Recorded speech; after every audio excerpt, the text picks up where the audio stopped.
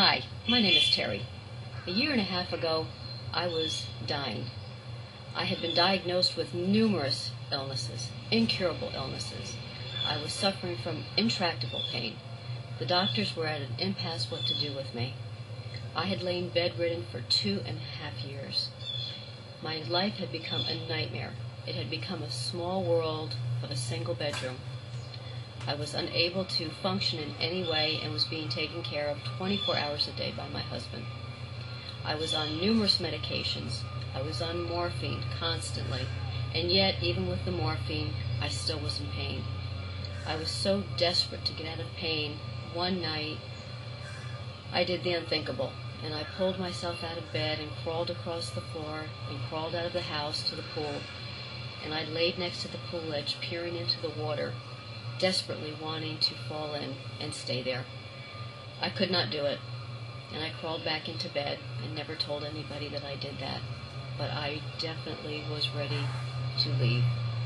The last doctor we had seen told me that I needed to be under hospice care and that a feeding tube needed to be inserted, and this was a death sentence to me. I did not go with that doctor, and as with others, I was dismissed from that practice. The medical community had given up on me. My husband took me home. Funeral arrangements had been made, and we sat and discussed the end. At this time, some very, very dear friends of ours from Ohio who were Methodist ministers came to visit. They frequently visited Florida, but had been unable to see me the previous years. They knew I was ill and tried to keep in touch with my husband. But this visit, they felt compelled to find a way to come see me. My husband took me out of bed that evening, and we sat in the living room. I was in as much pain as I was very, very happy that they were coming to visit, and I tried to put my best face on. They were horrified at the sight of me. They knew I was ill, but I had lost a tremendous amount of weight.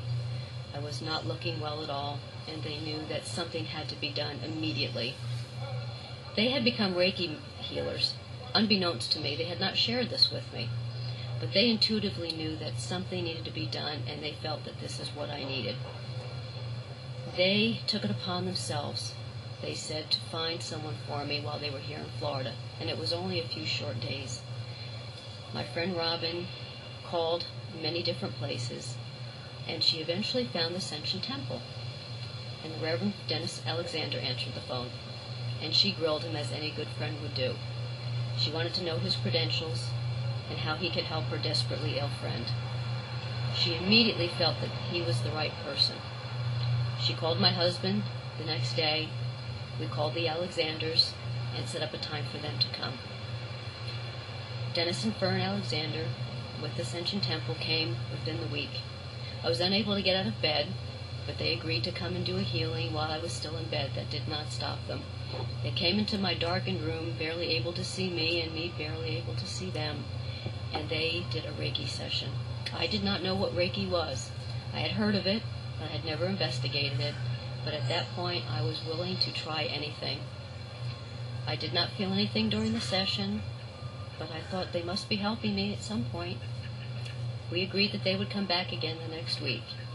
The next week they asked me if I would be able to get out of bed to a massage table, and I did feel as if I could. So the next week my husband helped me out of bed, and I had another Reiki session on the massage table.